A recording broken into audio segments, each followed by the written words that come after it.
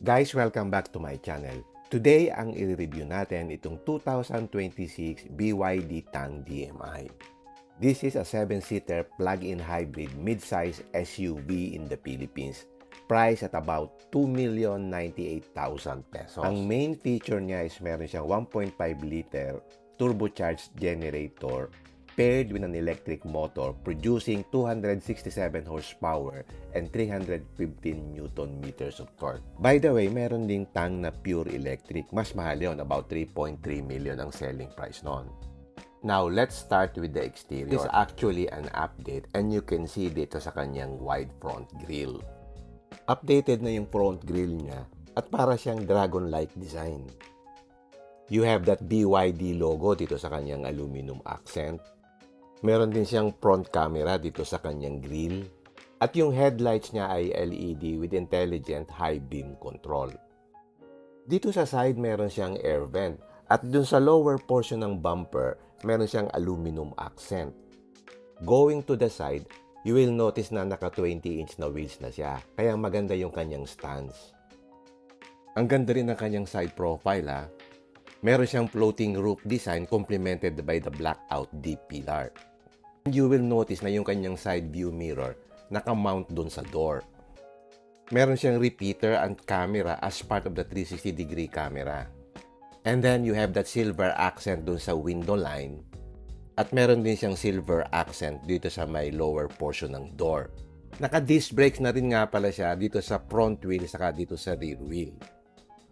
Now, tingnan naman natin yung rear portion. You will notice na yung kanyang tail lamps wrap the entire rear. So, full LED yan, tapos merong light bar that wraps the entire width of the vehicle. Sa taas, meron siyang rear spoiler with third brake light, tapos nakatago yung kanyang rear window wiper, so malinis siyang tingnan. Dito naman sa lower portion ng bumper, meron siyang aluminum accent, tapos dun sa baba, nandun yung kanyang rear fog light. Again, in terms of side profile, gustong-gusto ko siya. Ang ganda niya. Premium looking talaga siya. Okay, check naman natin yung kanyang interior. Ang interior color scheme niya ay gray and black. So, maaliwala siyang tingnan. Sa interior door panel niya, meron siyang soft touch material here. Nandito yung speaker. Meron siyang black material here. And then, nandito yung kanyang ambient lighting.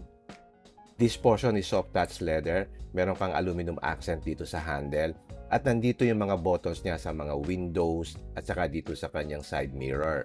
Andito naman sa lower portion yung button for the gas tank. At dito sa lower portion is yung button for the tailgate. So pag hinila mo yan, mag-o-open yung kanyang tailgate. Okay, pasok tayo at check natin yung driving position. What I noticed here is 2-spoke lang yung kanyang steering wheel. Na-adjust naman yung kanyang steering wheel. It can be tilted and it also telescopes. By the way, electric power assisted steering na rin siya at ito is wrapped in leather material. And then dito meron siyang BYD logo at dito naman sa left portion meron kang buttons for the adaptive cruise control. Dito naman sa right may mga buttons yan dito sa control ng infotainment screen. Yung seats niya is power adjustable, meron siyang 8-way power adjustment, heated and ventilated din siya. Pero wala siyang lumbar support. Dito naman sa passenger side, power adjustable din yung kanyang seats. Pero 4-way power adjustment lang siya. Overall, pagdating sa interior perspective, iba yung feel niya. For each price point, makikita nyo, iba yung quality ng details ng interior niya. So for each price of 2.1 million, medyo attractive siya. Okay, balikan natin yung interior. Yung instrument cluster niya is 12.3 inches LCD.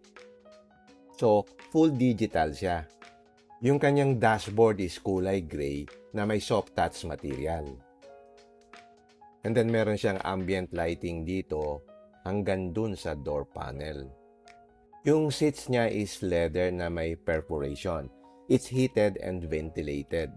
You can control yung heating and ventilation ng seats dito sa screen. Yung steering wheel niya, meron ding heater. Dito naman sa driver side sunshade, meron din siyang vanity mirror sa pag inopen mo mag-iilaw. Dito sa passenger side, ganun din. Meron din siyang ilaw at saka yung vanity mirror. And then you have LED map lights here. At nandito rin yung pinaka-switch niya para ma-open mo yung kanyang sunroof. Malaki yung kanyang sunroof, hanggang dun siya sa likod. At meron din siyang sunglass holder here. At ito naman yung kanyang infotainment screen. Ang laki niya, 15.6 inches touchscreen. Meron siyang wireless Apple CarPlay, wireless Android Auto, saka yung USB, Bluetooth, saka yung hands-free calling. Meron din siyang audio streaming. So dito, pwede ka ring manood ng YouTube. Pero yung YouTube na yan, magpi-play lang kapag ka nakastop kayo. Hindi siya magpe-play kapag ka umaandar yung vehicle. That is for safety reason. A lot of the vehicle controls nandito sa screen. For example, you can change yung color ng ambient lighting dito sa screen. You can also control yung kanyang brightness. You can also control yung kanyang exterior lights. You can also control yung tailgate opening height, yung sound display, yung volume displacement, and you can also see here yung kanyang battery charge. You can also control here yung seat ventilation. You can also see here yung maintenance interval, yung kanyang ADAS, and other system controls. Nandito yung kanyang aircon vent. Pero ang controls niya nandito sa screen. Meron siya ditong dalawang cup holders, tapos meron siyang cover. Sa pag pinus mo yan, magko-cover na yan. Ito naman yung kanyang gear shifter. Meron siyang tatlong drive modes. Meron din siya mga switches here. Nandito yung kanyang automatic handbrake, auto brake hold, push start stop button, at saka yung switch para sa EV mode. Dito sa center armrest merong 50-50 split. Tapos meron dalawang USB port. Isang Type A, saka isang Type C. And then meron din ditong 12-volt socket. Nandito naman yung kanyang glove box compartment. Mukhang premium din siya kasi covered siya ng magandang material. Tapos, nandito yung kanyang wireless charging pad. Ang isang magandang feature nito is yung voice command. Halika, subukan natin. Okay. Hi, BYD. Here. Open front passenger window. No problem. Okay, punta naman tayo sa rear seats. Yung kanyang door panel, pareho rin ng design sa harap. Merong soft touch material on top, meron kang black accent here, tapos meron kang speaker dito sa taas, at dun sa baba, meron din siyang speaker. Actually, ang luwag niya dito sa second row seat. Meron siyang pocket here, medyo naka-curve yung back seat ng driver seat, so maganda yung kanyang leg room. Ang isa pang magandang feature dito is flat dito sa gitna. So magiging komportable yung middle passenger.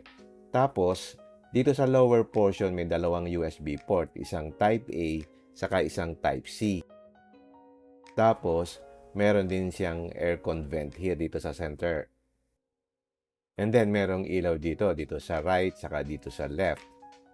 Maganda pa rin yung kanyang headroom kahit meron siyang sunroof. At maganda rin yung quality ng kanyang leather seat. Tapos dito sa gitna meron kang armrest.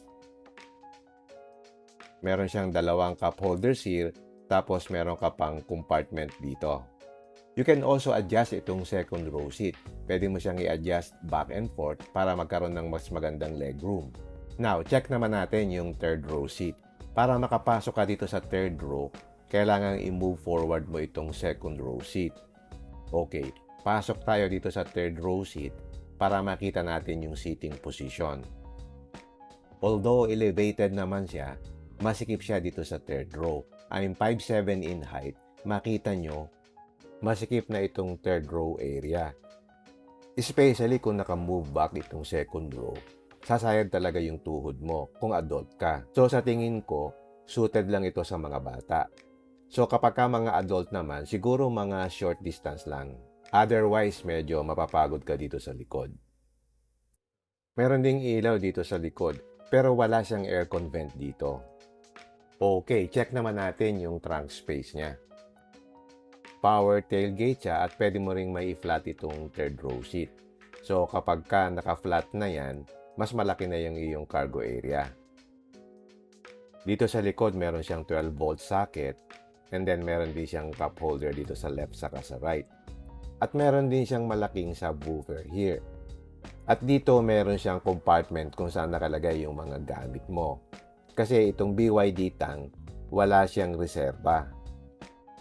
Instead, they provide you with some material seal. Like for example, meron kang vest, meron ka ditong early warning device, tire compressor, saka yung tire sealant.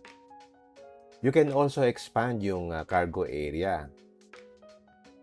Pwede mo ring i-fold yung second row seat para ma-expand mo yung cargo area.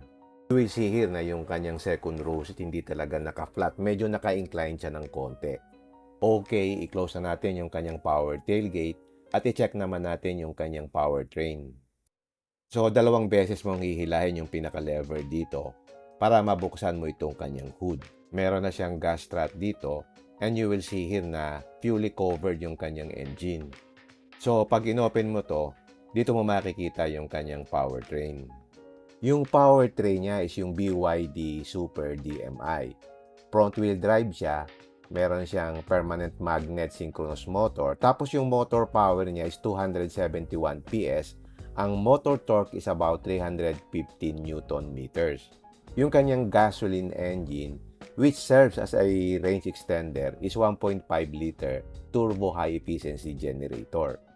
Ang driving range niya kapag ka naka-pure EV is 110 kilometers. Yung extended range naman niya is 1,160 kilometers. Ma-attain mo yon sa full tank ng gasoline tapos full charge yung iyong battery.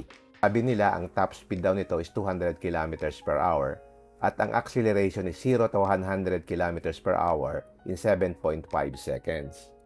Meron din siyang 3 drive modes, yung economy, normal, saka yung sport. Ang battery capacity is 21.5 kWh. You can charge it using yung Type 2 o CCS. Yung charging time niya kung AC is about 3 hours from 15% to 100%. Kung DC charger naman, you can charge it from 30% to 80% in 30 minutes. And as usual, meron siyang regenerative braking, meaning nagcha-charge yung battery kapag ka nagbe-brake ka. So, okay, yan yung overall description ng BYD Tang DMI. So, ano pa ba yung mga special features nito? So, meron siya nung Advanced Driver Assistance System. It mainly includes yung camera system na 360 view camera, yung radar system, yung adaptive cruise control, yung mga ibang safety features na kasama dito sa pinaka-ADAS niya, like yung front collision warning, rear collision warning, yung rear cross traffic alert, intelligent cruise control, lane departure assistance, saka yung mga intelligent high beam, etc. Of course, standard naman yung mga safety and security like yung traction control system, electronic stability control, anti-lock braking system, saka yung electronic brake force distribution. Of course, meron siyang hill hold control, saka yung hill descent control na importante sa ngayon. Meron din siyang TPMS, anti-rollover control, brake override system, saka yung electronic anti-theft system. Now, let's summarize. Ano naman ang pros and cons niya? Ang una kong nakitang pro nito is yung kanyang performance and efficiency. Meron siyang Super DMI powertrain and I'm sure na smooth yung driving experience mo dito. Plus, meron kang significant fuel savings kasi meron siyang EV mode. Another pro nito yung kanyang value for money. At a price of 2,098,000. Mas mababa siya dun sa mga top spec na mid-size SUVs gaya ng Toyota Fortuner, Nissan Terra, o kaya ng Ford Everest. Although yung mga yon ay mga PPVs at saka rear-wheel drive. Another pro nito is yung kanyang comfort and ride quality. So compared with the PPVs, mas komportable siyang sakyan because of its refined suspension. Another pro nito is yung kanyang mga high-tech features. Ang dami niya talaga. Malakas din yung kanyang power. Imagine, 267 horsepower, tapos 315 Newton meters of torque. So, overtaking sa highway, saka yung mga long drive. So, magiging confident ka. Another pro nito, yung kanyang madaming safety features, gaya ng adaptive cruise control, automatic emergency braking, lane assist, blind spot monitoring, etc. And lastly, meron siyang mga practical added functions, gaya ng vehicle to load. Bale, pwede kang mag-charge ng devices from your car. So, useful yan sa mga outdoor trips o kaya kung merong emergencies. So, yan ang nakikita kong mga pros nito. Ano naman yung mga cons? Unang con nito is yung kanyang cramp na third row. Masikip yung kanyang third row seats. So, hindi siya komportable sa mga adults sa long trips. Bagay lang siya sa mga bata. Another negative dito is wala siyang rear aircon vent dito sa third row. I think hindi masyadong aabot yung lamig dito sa third row, especially na hybrid to. Another con nito is wala siyang physical aircon control. Nandun siya sa touchscreen. To me, parang inconvenient yon. At kapag ka naghang yung touchscreen mo, apektado na yung aircon control mo. Definitely, magkakaroon niya ng mga occasional glitches dito sa infotainment screen, which will affect yung iyong performance. Another con nito is yung kanyang brand and resale factor. Yung brand perception ng BYD sa Pilipinas is still evolving. So I would say yung resale value nito mas mababa than the other established brands. And lastly, yung kanyang reliability. Medyo bago pa ito sa market natin and siguro it will take mga 5 years para masubukan kung talagang matibay siya. In summary, I think okay siya kung kailangan mo ng spacious na family SUV with excellent fuel economy and hybrid efficiency. So kung gusto mo rin na maraming safety technologies saka yung mga modern features, then okay na okay to. Pero kung kailangan mo naman ng spacious na third row seats, tapos gusto mo na basic lang yung mga physical controls, tapos super fast yung charging, then hindi ito bagay sa'yo. So in short, if your priority is value, economy, o kaya family utility, then it's a strong contender. So my overall verdict is goodbye siya kung gusto mo practical, comfortable, saka economical family SUV with modern technology. Also, if you value yung fuel savings and features over brand prestige. Pero you can skip it and compare it with other brands if you want highest resale value and you prefer traditional non-touch controls o kaya naman you rarely drive yung EV mode and you just want a conventional SUV. Okay, hanggang dito na lang. I hope nakapagbigay ako sa inyo ng idea about this BYD Tang DMI. Alright, if you like this video, don't forget to like, share, and subscribe. Until next time, see you again in my next vlog. Bye!